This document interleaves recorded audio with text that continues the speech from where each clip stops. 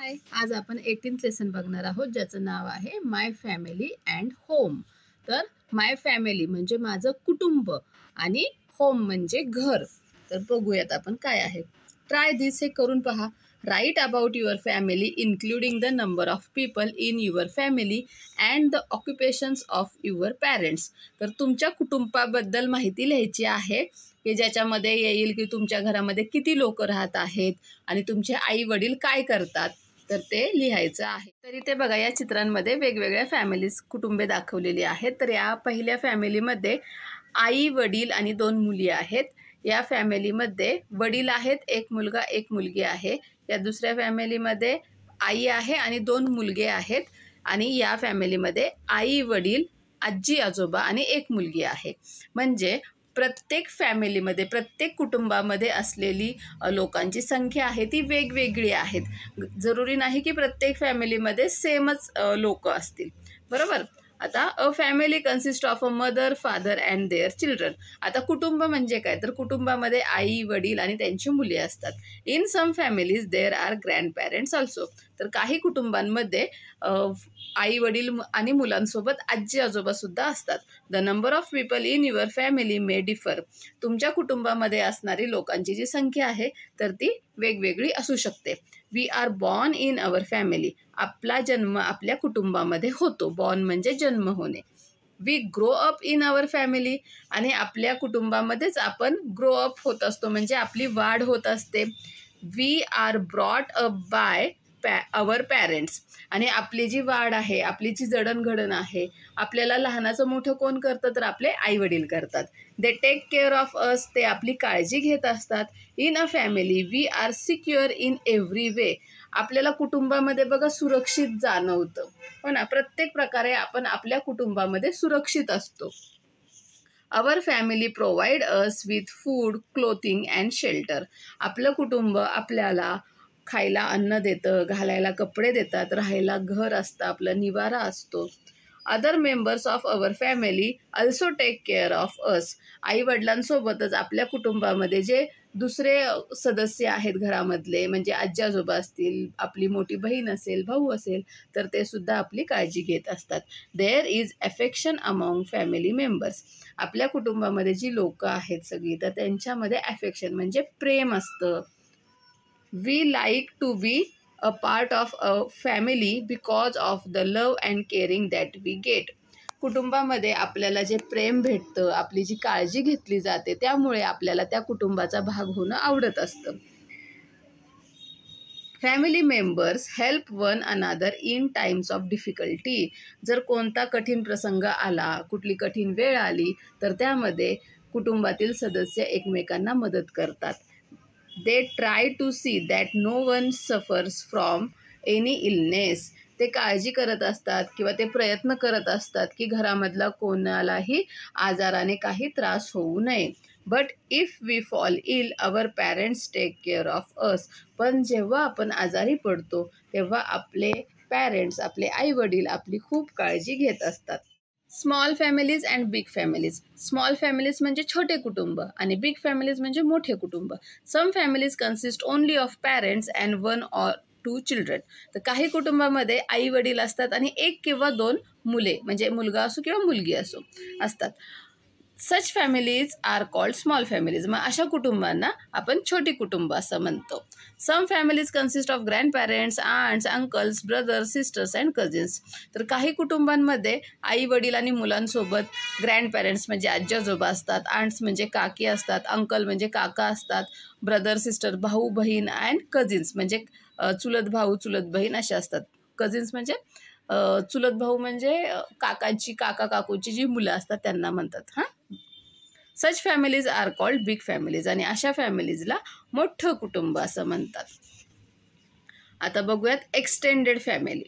Our family is linked with many other relatives. आता आपले जे कुटुंब आहे त्याच्यामध्ये फक्त आपण म्हणजे आई वडील, मुले, आजी आजोबा, काका काकू एवढेच न राहता अजून दुसरे नातेवाईक सुद्धा त्यांना जोडलेले असतात. Aunts and uncles from the mother's and father's side, their children are all related to our family. तर आपल्या फॅमिलीसोबत आई वडिलांच्या साईडचे आंट्स अँड अंकल्स म्हणजे मामा मामी असतात. वडिलांच्या साईडचे आंट्स अँड अंकल्स असतात म्हणजे काका काकू आले, आत्या मामा आले, आईच्या साईडला मावशी काका हे सुद्धा आले, तर ते सगळे आपल्या फॅमिलीशी रिलेटेड असतात. Such a family is called an extended family. मग हे जर सगळे आपण नातेवाईक विचारात घेतले तर त्या फॅमिलीला एक्सटेंडेड फॅमिली असं म्हणतात. Our family gets extended because of our relatives. आपल्या रिलेटिव्ज आपल्या नातेवाईकांमुळे आपली फॅमिली जी आहे ती एक्सटेंड होत असते म्हणजे वाढत असते. ठीक आहे. Members of an extended family may not live in one house but there is love and affection between them. आता हे जे एक्सटेंडेड फॅमिली आहे म्हणजे आपली आत्या मामा किंवा मावशी काका त्यांची मुलं हे आपल्यासोबत राहत नाहीत. आपल्या फॅमिलीसोबत ते राहतात का? आपल्या एका घरामध्ये नाही, तरी पण त्यांच्यामध्ये प्रेम असतं, अफेक्शन असतं, म्हणजे एकतेची भावना असते किंवा एक माया असतं. ठीक आहे. त्यांच्याबद्दल आपल्याला खूप प्रेम वाटत असतं. They meet each other on several occasions. आणि काही जर कार्यक्रम असतील तर त्यावेळेस ते आपल्याला भेटतात. Who are the members of your extended family. मग आता या प्रश्नांची उत्तर द्यायची की तुमच्या एक्सटेंडेड फॅमिली जी आहे म्हणजे तुमची स्वतःची फॅमिली आई वडील भाऊ बहीण हे आजी आजोबा हे सोडून जे दुसरे मेंबर्स आहेत तर त्यांना एक्सटेंडेड फॅमिली म्हणतो. तर असे तुमचे कोणते मेंबर्स आहेत ते सांगायचं आहे. How are you related to them. तर तुमचं आणि त्यांच्यामधलं नातं काय आहे ते सांगायचं आहे. On what occasions do the members of your extended family meet. आणि कोणत्या कार्यक्रमांसाठी तुमचे जे एक्सटेंडेड फॅमिलीमधले जे नातेवाईक आहेत किंवा सदस्य आहेत ते तुम्ही एकमेकांना भेटता ते सांगायचं आहे. कुणाचा बड्डे असतो, लग्न असतं, एंगेजमेंट असते, अशा वेळेस आपण भेटत असतो. ठीक आहे. आता ट्राय दिस हे करून पहा किंवा सुट्टीच्या काळामध्ये सुद्धा आपण एकमेकांना भेटत असतो. ट्राय दिस हे करून पहा. अ फॅमिली ट्री. आता फॅमिली ट्री काढायचा आहे. कसा काढायचा ते आपण बघूयात. Rehana who is in the 3rd standard was looking at a photo album of the people in her house. तर रेहाना जी की 3रीमध्ये शिकते जशी की तुमच्यासारखीच, तर ती एकदा घरामध्ये फोटो अल्बम बघत बसलेली होती. While looking at snapshots of birthdays and weddings, she found some familiar faces, but some of the faces were unfamiliar.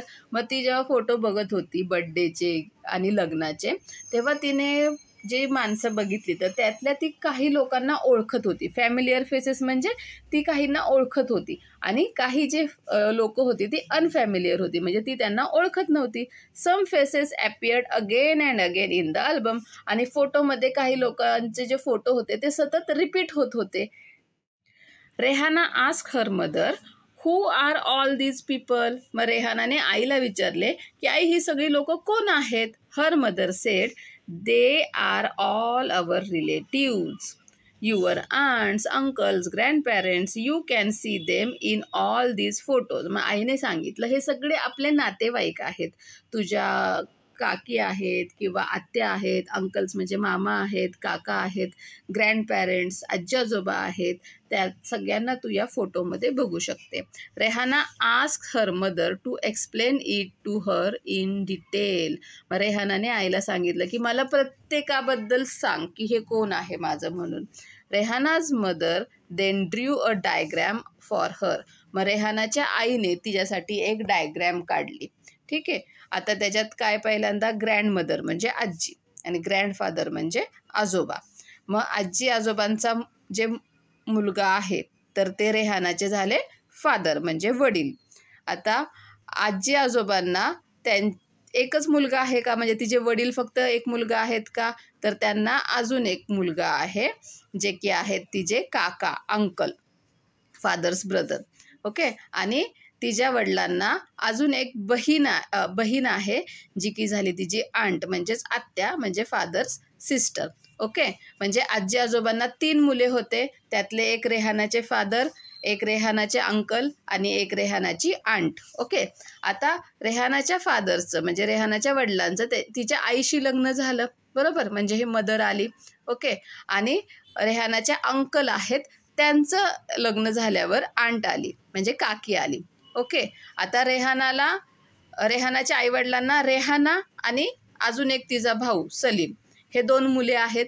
आणि रेहानाचे जे काका आहेत आणि काकू आहेत त्यांना साहिल आणि सानिया अशी 2 मुले आहेत. म्हणजे अशा प्रकारे ही त्यांची फॅमिली पूर्ण झाली. ओके, आता रेहानाच्या आत्याचं लग्न झालं की एक अंकल येतील, मग परत त्यांची मुले, अशी ती फॅमिली मग वाढत जाणार पुढे. Rehana's family tree. Okay, in a family generations follow one after the other over a period of time. आता जनरेशन म्हणजे काय तर पिढी. आता आजी आजोबांची एक जनरेशन आहे, त्याच्यानंतर मग रेहानाचे वडील, रेहानाचे काका, आत्या, ही एक जनरेशन झाली, आणि आता त्यांची मुले, ही एक तिसरी जनरेशन झाली. ओके, म्हणजे एक पिढी. They can be shown on the family tree. आता आपण हे फॅमिली ट्रीमध्ये जनरेशन पाहिल्या. Draw your family tree with the help of your parents. मग तुमच्या आईवडिलांच्या मदतीने तुमच्या फॅमिलीची सुद्धा अशी फॅमिली ट्री ड्रॉ करायची आहे. ओके, समजलं. आता changes in the family system. आता फॅमिली सिस्टीममध्ये, कुटुंब व्यवस्थेमध्ये कशा प्रकारे बदल झाले ते आपण बघूयात. The family system changes as time goes by. जसजसा वेळ जात होता, जसजसा काळ जात होता, तशी मग फॅमिली सिस्टीम म्हणजे कुटुंब व्यवस्था जी आहे ती बदलत गेली. At one time, grandparents, aunts, uncles, parents, siblings and cousins all lived together and form one big family. पहिल्या काळी काय होतं, आजी आजोबा, काका काकू, आई वडील, त्यांची मुले, चुलत भावंडे, हे सगळे एकत्र राहायचे आणि एक मोठं एकत्र कुटुंब असायचं. This was called a joint family. म्हणजेच त्याला जॉईंट फॅमिली म्हणजे काय, एकत्र कुटुंब असं म्हणतात. When members of a family moved away because of their jobs or occupations, they start living separately, forming different families. मग कोणी नोकऱ्यांमुळे, काही व्यवसायामुळे दुसरीकडे जाऊन राहू लागले आणि तिथे त्यांची फॅमिली तयार झाली, आणि मग ती फॅमिली जी आहे, जी एकत्र जॉईंट फॅमिली होती, ती सेपरेट झाली आणि वेगवेगळ्या फॅमिलीज तयार झाल्या. Such smaller families are called nuclear families. आणि अशा ह्याची छोटी कुटुंब तयार झाली तर त्याला न्यूक्लिअर फॅमिलीज असं म्हटलं जातं. The family system has change in this way. आणि अशा प्रकारे मग ही जी कुटुंब व्यवस्था होती, जी की पहिल्यांदा एकत्र कुटुंब पद्धती होती, ती नंतर मग बदलली आणि अशा छोट्या छोट्या न्यूक्लिअर फॅमिलीज तयार झाल्या. Our house hold chores. आता आपली घरामधली कामे बघूयात. Only one person is working. आता इथे ह्या फॅमिलीमध्ये, ह्या घरामधली जी आई आहे, स्त्री आहे, तर तीच एकटी काम करत आहे. या दुसऱ्या चित्रामध्ये बघा, हा मुलगा आईला स्वयंपाकाच्या कामामध्ये कुकरच्या शिट्ट्या मोजण्यात मदत करत आहेत, वडील भाजी निवडण्यात मदत करत आहे, आई आजोबांना औषध देत आहे. म्हणजे every person in the house is working. म्हणजे घरामध्ये सगळी लोक एकमेकांना मदत करत आहेत. Try this. हे करून पहा. Prepare a list of chores that are done in your house. तुमच्या घरामध्ये कोणती कामे असतात रोजची, त्याची एक लिस्ट, यादी तयार करायची आहे. Who does these chores in your house. मग तुमच्या घरामध्ये हे जे प्रत्येक कामाची तुम्ही लिस्ट बनवलेली आहे, तर त्यातलं काम कोण करतं ते त्याच्या पुढे लिहायचं आहे. Which of these chores do you like to do. त्यातली कोणती जी घरातली कामं आहेत ती तुम्हाला करायला आवडतात. Do you do each other chores. तुम्ही एकमेकांची कामे करता का ते पण सांगायचं. Storing water, cooking and cleaning are the chores that need to be done in a family every day. मग रोज घरामधली काही कामं आहेत तर स्टोरिंग वॉटर, पाणी भरणे, कुकिंग, स्वयंपाक करणे, आणि घराची क्लिनिंग म्हणजे स्वच्छता करणे, ही जी कामे आहेत ती रोज घरामध्ये होतात आणि केली जातात. Functions and festivals are often celebrated in the house. घरामध्ये फंक्शन्स, काही वेगळे कार्यक्रम असतात किंवा फेस्टिवल्स म्हणजे सण असतात, ते घरामध्ये साजरे केले जातात. We have to welcome and entertain guest. मग अशा वेळेस आपण जे गेस्ट आहेत म्हणजे पाहुणे आहेत, तर त्यांचं स्वागत केलं पाहिजे. वेलकम म्हणजे स्वागत करणे, आणि एंटरटेन म्हणजे त्यांचं मनोरंजन केलं पाहिजे. The elderly people in the family need special attention. आपल्या घरामध्ये जे एल्डरली पीपल म्हणजे काय, जे वयस्कर लोक असतात, म्हणजे जसं की आपले आजी आजोबा, तर त्यांना स्पेशल अटेन्शन, की अजून जास्त लक्ष देण्याची गरज असते. We should care for their health. आपण त्यांच्या आरोग्याची, हेल्थ म्हणजे काय, आरोग्य, तब्येत, त्याची काळजी घेतली पाहिजे. There are many household chores which must be shared by everyone. घरामध्ये खूप अशी कामे असतात जी की आपण एकमेकांनी शेअर करून केली पाहिजेत. जसं की जर पाणी भरायचं असेल तर आईला पाणी भरण्यात मदत केली पाहिजे. कचरा काढणं, घराची स्वच्छता, प्रत्येकाने आपापल्या वस्तू जर जागेवर ठेवल्या तर घर टायडी दिसेल, अनटायडी दिसणार नाही, नीटनेटकं आवरलेलं दिसेल. If everyone in a family shares the work, no one has to bear the burden alone. Burden म्हणजे एकावरच जास्त कामाचा लोड येणार नाही. जर घरामधल्या प्रत्येकाने कामे वाटून घेतली तर घरातल्या एका व्यक्तीवरती घरातल्या कामाचा लोड येणार नाही, त्याला त्रास होणार नाही. Each chore is important and family members do these chores with love and affection. तर प्रत्येक घरातलं काम जे आहे ते गरजेचंच असतं, महत्त्वाचं असतं आणि फॅमिली मेंबर्स जे आहेत, घरामधली जी सदस्य आहेत, लोक आहेत, त्यांनी ही कामे आवडीने आणि प्रेमाने केली पाहिजेत. We should be grateful for that. आणि आपण त्याच्यासाठी आभारी असलं पाहिजे, थँकफुल असलं पाहिजे. Keeping the house clean and beautiful. आता आपलं घर जे आहे ते स्वच्छ आणि सुंदर ठेवायचं. ठीक आहे, त्यासाठी हे करून पहा. Try this. Make a list of all the thing that need to be done to keep the house clean and tidy. आपलं घर नीट, स्वच्छ आणि नीटनेटकं ठेवण्यासाठी काय केलं पाहिजे तर ह्याची लिस्ट बनवायची आहे. आता इथं चित्रामध्ये बघा तुम्हाला 2 पिक्चर आहेत. अ टायडी हाऊस म्हणजे हे छान घर कसं नीटनेटकं ठेवलेलं आहे, घरातल्या सगळ्या वस्तू जागेवरती आहेत, स्वच्छ आहेत. आणि अ लिटर्ड हाऊस, लिटर्ड म्हणजे घरामध्ये पसारा आहे, कचरा आहे, तर ते कसं दिसतंय बघा बरं. तर कुठलं घर तुम्हाला छान दिसत आहे तर हे टायडी हाऊस. मग आपलं घरसुद्धा असं नीटनेटकं स्वच्छ ठेवण्याचा आपण प्रयत्न करायचा आहे. Write down the differences that you see between the 2 pictures above. आता हे 2 पिक्चर दिलेले आहेत तर त्याच्यामध्ये तुम्हाला काय डिफरन्स दिसतोय तर तो तुम्ही लिहायचा आहे. ठीक आहे, तर काय दिसत आहे, एका पिक्चरमध्ये घरातल्या सगळ्या वस्तू जागच्या जागी आहेत, दुसऱ्या पिक्चरमध्ये घरातल्या सगळ्या वस्तू अस्तव्यस्त पडलेल्या आहेत. ठीक आहे, बुक्स जागेवर नाही आहेत. असं तुम्ही प्रत्येक एक डिफरन्स बारकाईने बघून लिहायचा आहे. A clean and tidy house is pleasing.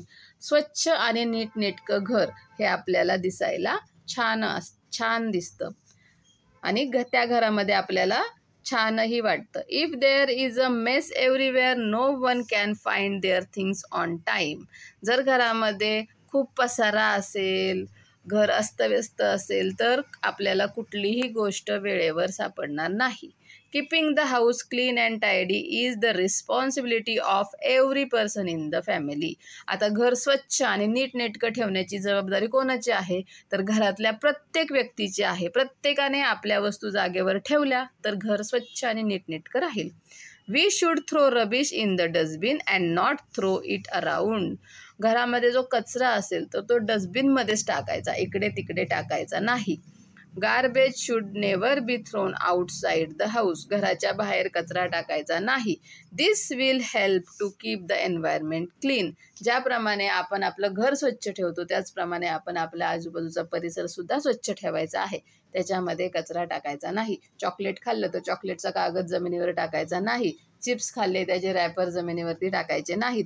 जर तुम्ही बाहेर कुठे चॉकलेट खाल, चिप्स खाल तर त्याचे रॅपर तुमच्या बॅगमध्ये, खिशामध्ये टाकायचा आणि घरी येऊन डस्टबिनमध्ये टाकायचा किंवा बाहेर कुठे डस्टबिन दिसेल तर तिथे टाकायचा. दुसरा कचरा करतोय म्हणून आपण करायचं नाही की मी केल्याने काय होणार आहे, सगळेच जण कचरा करतात. पण जर प्रत्येकानेच असा विचार केला तर मग कसं होईल. म्हणून प्रत्येकानेच चांगला विचार करायचा आणि तुम्ही सुरुवात केली तर अशा जरी 100 लोकांनी केली तर 100 पिशव्या कमी होतील, 100 ठिकाणचा कचरा कमी होईल. बरोबर ना. म्हणून आपलं घर आणि आपलं एन्व्हायरमेंट, आपला आजूबाजूचा परिसर हा स्वच्छ ठेवणं ही आपली जबाबदारी आहे. ऑलवेज रिमेंबर, नेहमी लक्षात ठेवा. Wet and dry garbage should be separated and put in two separate bins. आपल्या घरामध्ये सुद्धा ओला आणि सुका कचरा हा वेगवेगळा ठेवायचा आहे आणि वेगवेगळ्या डस्टबिनमध्येच टाकायचा आहे. Wet garbage is useful for making manure. आता तुम्ही म्हणाल ह्याचा काय फायदा आहे तर जो ओला कचरा आहे ना, ओला कचरा म्हणजे काय, जो अन्नधान्याचा, भाज्यांचा कचरा असतो तर तो त्याच्यापासून आपण खत बनवू शकतो. तर तो मिक्स केला तर तो वायाच जातो ना. त्यापेक्षा तो जर सेपरेट ठेवला तर त्याच्यापासून मोठमोठे खड्ड्यांमध्ये तो ओतला जातो, जे की म्युन्सिपॅलिटी, नगरपालिका गोळा करते. ती मोठमोठ्या खड्ड्यांमध्ये तो ओला कचरा टाकते आणि त्याच्यापासून खत तयार करते आणि ते खत शेतीसाठी, झाडांसाठी वापरलं जातं. ठीक आहे, म्हणजे ओल्या कचऱ्यापासून मॅन्युअर म्हणजे खत, जे की आपण झाडांना टाकलं तर झाडांची वाढ चांगली होते, शेतामध्ये टाकलं तर शेतातलं पीक चांगलं येतं, असं तयार करू शकतो. Paper, glass and metal can be sorted out from dry garbage and recycled. आणि जे सुका कचरा आहे त्याच्यामध्ये पेपर असतं, ग्लास म्हणजे काचेच्या वस्तू असतात किंवा मेटल म्हणजे धातूच्या वस्तू असतात, तर त्या सेपरेट करून त्याचं परत रिसायकल केलं जातं. म्हणजे त्याच्यापासून ते मेल्ट करून परत नवीन वस्तू तयार करू शकते. हो ना, म्हणजे कचऱ्यातून सुद्धा नवीन काहीतरी गोष्ट निर्माण होऊ शकते. मग तो वाया कशाला घालवायचा? म्हणून ओला आणि सुका कचरा हा वेगवेगळा ठेवायचा आहे. ओके. डू यू नो, तुम्हाला हे माहीत आहे का? The use of electronic device like mobile, CDs, DVDs, pen drives and computers has increase greatly. आत्ताच्या काळामध्ये ज्या इलेक्ट्रॉनिक वस्तू आहेत, जसे की मोबाईल फोन्स आहेत, CD आहेत, DVD आहेत, पेन ड्राईव्ह, कम्प्युटर, यांचा वापर खूप वाढलेला आहे. When these things are damage they become useless. आणि जेव्हा ह्या वस्तू खराब होतात तर त्या काहीच वापराच्या नसतात. This gives rise to e-waste. E-waste म्हणजे इलेक्ट्रॉनिक वेस्ट, आणि याला आपण इलेक्ट्रॉनिक कचरा असं म्हणतो. The disposal of e-waste is a big problem. पण ह्याचं जे डिस्पोजल आहे, म्हणजे ह्याची जी विल्हेवाट लावणं आहे, हा खूप मोठा प्रश्न आता आहे. ठीक आहे.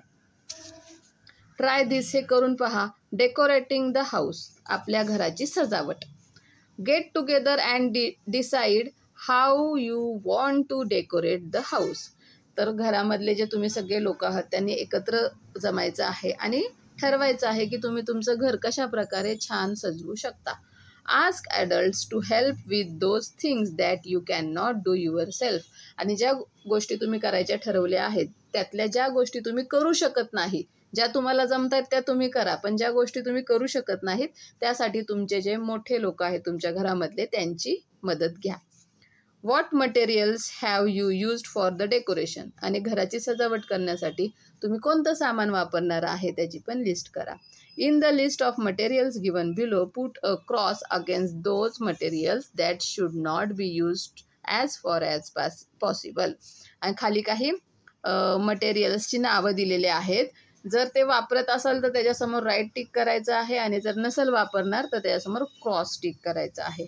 Explain Y they should not be used. आणि ते का नाही वापरले पाहिजे तर त्याचं एक्सप्लेनेशन द्यायचं आहे. फ्लॉवर्स, ओके, तुम्ही फ्लॉवर्स वापरू शकता. थर्माकोल नाही वापरू शकत. प्लास्टिक नाही वापरायचं. पेपर वापरू शकता, रंगोली वापरू शकता. केमिकल कलर्स नाही वापरायचे. आता थर्माकोल आणि प्लास्टिक का नाही वापरायचं तर त्याचं जे डिस्पोजल आहे तर ते करणं, म्हणजे डिस्पोजल म्हणजे त्याची विल्हेवाट लावणं, ते रिसायकल पण होत नाही थर्माकोल आणि प्लास्टिक, आणि त्याची विल्हेवाट लावायला सुद्धा हजारो वर्ष लागतात एक प्लास्टिक डिस्पोजल व्हायला. म्हणून त्या गोष्टीचा वापर कमीत कमी करायचा, करणं शक्यतो टाळायचंच आहे. ओके. आणि फ्लॉवर आहेत, पेपर आहे, रंगोली आहे, तर हे तुम्ही रियूज करू शकता, रिसायकल करू शकता. केमिकल कलर्ससुद्धा आपल्यासाठी हानिकारक असतात. त्याने आपल्याला स्किनचे डिसीज होऊ शकतात, स्किनचे आजार होऊ शकतात, म्हणून केमिकल कलरसुद्धा वापरायचे नाहीत. ओके. कॅन यू टेल, तुम्ही हे सांगू शकता का? फेस्टिवल्स, फेस्टिवल्स म्हणजे सण. व्हाय डू वी सेलिब्रेट फेस्टिवल्स. आता या चित्रामध्ये फेस्टिवल दिसत आहे बघा, इथे लिहिलं आहे बैलपोळा. ठीक आहे, म्हणजे बैलांची त्या दिवशी पूजा केली जाते. तर आपण हे जे फेस्टिवल आहे ते का सेलिब्रेट करतो, का साजरे करतो? तर आपण जे सण करतो, समारंभ करतो, त्याच्यामुळे लोक एकत्र येतात, एकमेकांच्या भेटी होतात, त्यासाठी आपण ते साजरे करतो. त्याचसोबत जो निसर्ग आहे, जे प्राणी आहेत, जे आपल्याला मदत करतात, त्यांच्यासाठी एक आपण कृतज्ञता म्हणजे थँक्यूची भावना असते, त्याच्यासाठी आपण ते साजरे करत असतो. What are our festivals linked with. आपले जे सण आहेत ते कशाशी संबंधित आहेत? तर आपले जे मोस्ट ऑफ द सण आहेत, म्हणजे जास्तीत जास्त जे सण आहेत ते आपली शेती, आपलं एन्व्हायरमेंट, परिसर यांच्याशी निगडीत आहेत. We celebrate many festivals in the family. आपण आपल्या कुटुंबामध्ये खूप सारे सण साजरे करतो. In the same way different kinds of festivals are celebrated in different regions of the country. जसं आपण आपल्या कुटुंबामध्ये सण साजरे करतो तसं आपल्या देशाच्या विविध भागांमध्ये, वेगवेगळ्या भागांमध्ये वेगवेगळे सण साजरे केले जातात. Agriculture is the main occupation in our country. आपल्या देशाचा मेन जो व्यवसाय आहे तो आहे शेती. Many of our festivals are related to agriculture and environment. आणि त्याच्यामुळेच आपले जे सण आहेत ते जास्त करून शेती आणि परिसराशी संबंधित आहेत. Holy is the festival that marks the end of winter. तर होळी माहीत आहे तुम्हाला. तर होळीचा सण केव्हा असतो? जेव्हा हिवाळा संपतो. म्हणजे जेव्हा होळी येते तेव्हा ती काय सांगते? होळी आल्यावर आपल्याला समजतं की आता हिवाळा, आता थंडी संपलेली आहे. In Punjab Baisakhi is celebrated at harvest time. आता हार्वेस्ट म्हणजे काय? जेव्हा पीक निघतं की नाही त्याला हार्वेस्ट म्हणतात. जेव्हा पीक निघतं शेतामधून बाहेर तर तेव्हा पंजाबमध्ये बैसाखी हा सण साजरा केला जातो. In Maharashtra we celebrate Bailpola when the sowing of crops is over. Sowing म्हणजे काय? पेरणी. म्हणजे शेतामध्ये जेव्हा आपण एखादं धान्य पेरतो की नाही त्याला सोविंग म्हणतात. तर महाराष्ट्रामध्ये जेव्हा रोपांची पेरणी पूर्ण होते तेव्हा आपण बैलपोळा साजरा करतो. आणि त्या दिवशी बैलांना काहीही काम नाही लावत, कारण तेव्हा पेरणीची कामे पूर्ण झालेली असतात. आता बैलांना आराम म्हणून बैलपोळा सण साजरा केला जातो. त्या दिवशी बैलांची पूजा केली जाते, वाजत गाजत त्यांची मिरवणूक काढली जाते, त्यांना सजवलं जातं. During the harvest season in Tamil Nadu Pongal is celebrated while in Kerala they celebrate Onam. तर जेव्हा हार्वेस्टचा सीझन असतो की नाही, म्हणजे पीक काढणीचा सीझन असतो, त्यावेळेस तमिळनाडूमध्ये पोंगल हा सण साजरा केला जातो आणि त्याच वेळेस केरळमध्ये ओनम हा सण साजरा केला जातो. Dasara, Diwali and Gudi Padwa are celebrated when the farm produce is ready.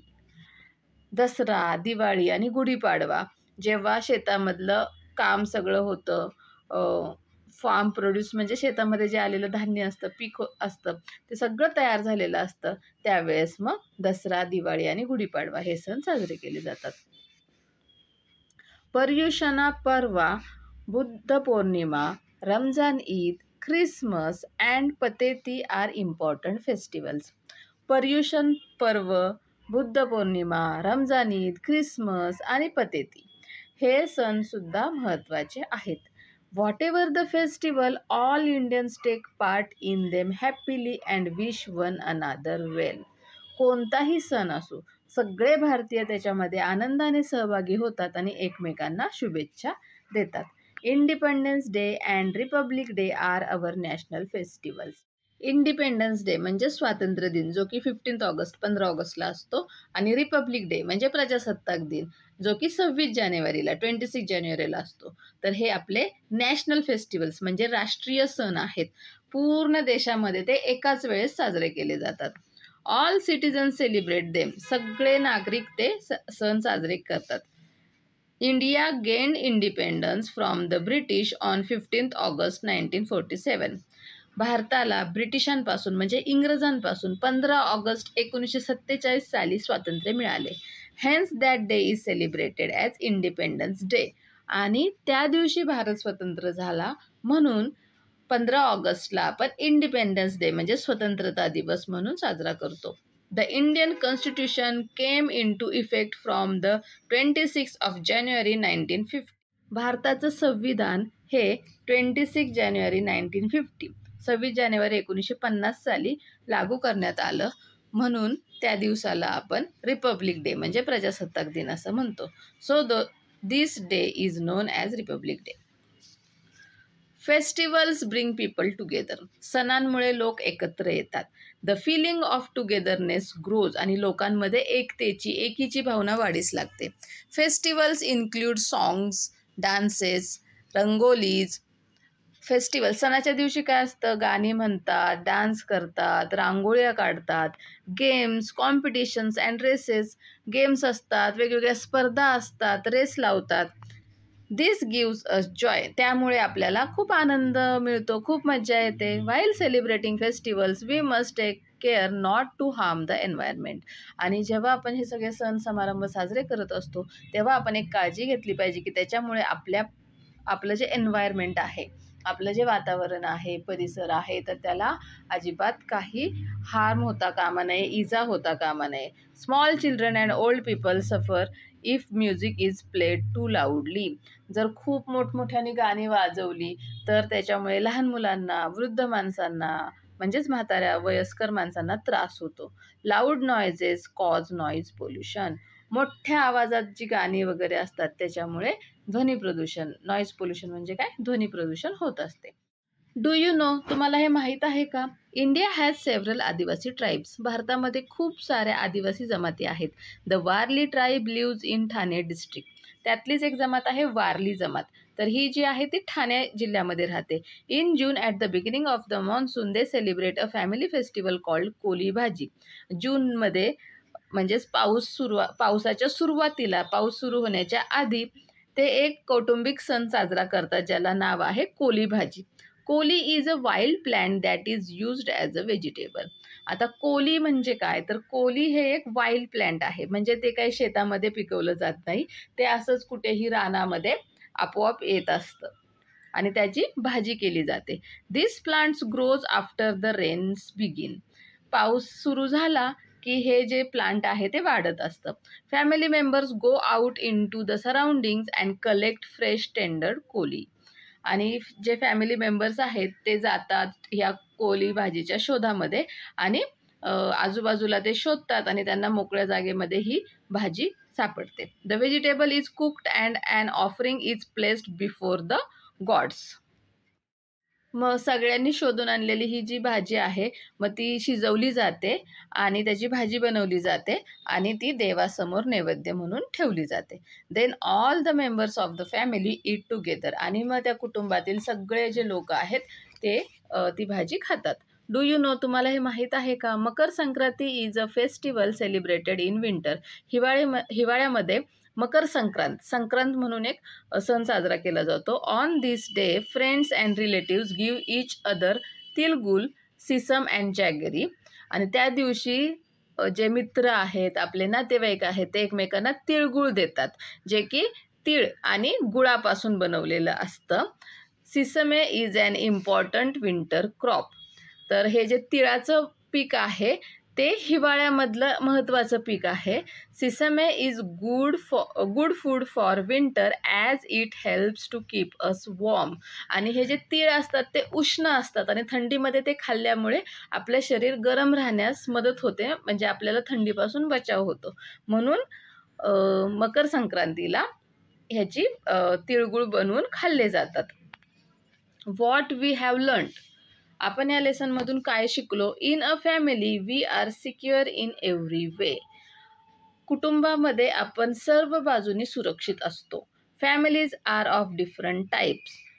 फॅमिलीचे वेगवेगळे प्रकार असतात, कुटुंबाचे वेगवेगळे प्रकार असतात. स्मॉल फॅमिलीज, छोटे कुटुंब, बिग फॅमिलीज, मोठे कुटुंब, आणि एक्सटेंडेड फॅमिलीज म्हणजे खूप मोठे वाढलेले आपले जे रिलेटिव्ज वगैरे सगळे एकत्र असतात असं कुटुंब. A family tree shows several generations of people. Family ट्रीवरून आपल्याला आपल्या ज्या पिढी आहेत त्या समजतात, वेगवेगळ्या पिढ्या समजतात. Every household chore is important. घरामधील प्रत्येक काम जे आहे ते महत्त्वाचं असतं. We must keep our house and surroundings clean. आपण आपलं घर आणि आपल्या आजूबाजूचा परिसर स्वच्छ ठेवला पाहिजे. Many of our festivals are linked with agriculture and environment. आपले जे सण आहेत तर ते शेती आणि आपल्या परिसराशी संबंधित असतात, वातावरणाशी संबंधित असतात. Independence day and Republic day are our national festivals. स्वतंत्रता दिवस आणि प्रजासत्ताक दिन हे आपले राष्ट्रीय सण आहेत. Festivals increase the feeling of togetherness among people. सणांमुळे लोकांमध्ये एकतेची भावना जागृत होते आणि ती वाढते. During festivals we meet each other, talk to each other and feel connected. सणांच्या काळामध्ये आपण एकमेकांना भेटतो, एकमेकांशी बोलतो आणि आपण एकमेकांशी कनेक्ट आहोत, एकमेकांशी जोडलेले आहोत असं आपल्याला वाटतं. समजला हा लेसन? Bye bye.